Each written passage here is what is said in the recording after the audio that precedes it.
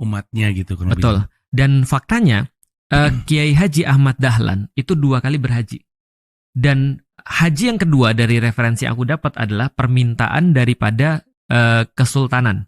Karena kesultanan itu dapat perintah daripada khalifah pada saat itu untuk manggil orang untuk pergi haji dari timur jauh, dari Nusantara.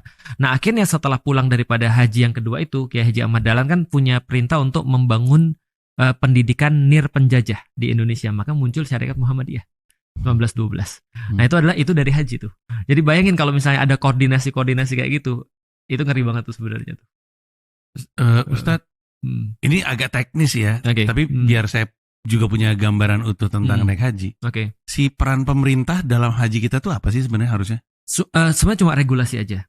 Karena kalau zaman dulu ya, ketika belum ada nation state, ya orang cuma sekedar pergi sana, lalu kemudian mereka berhaji, selesai.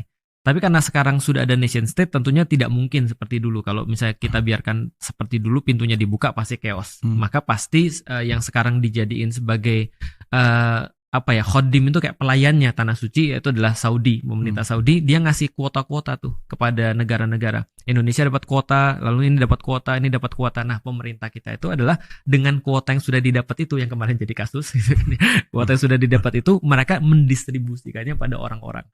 Sebenarnya itu aja sih. Jadi regulasi aja pemerintah.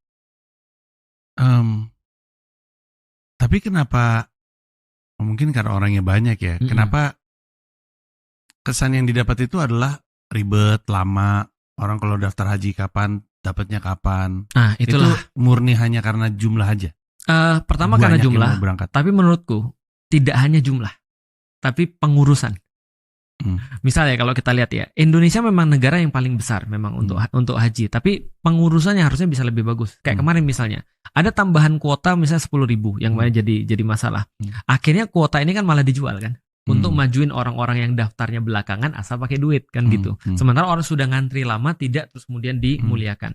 Tapi kalau memang karena jumlah orang-orangnya, ya itu memang Indonesia banyak.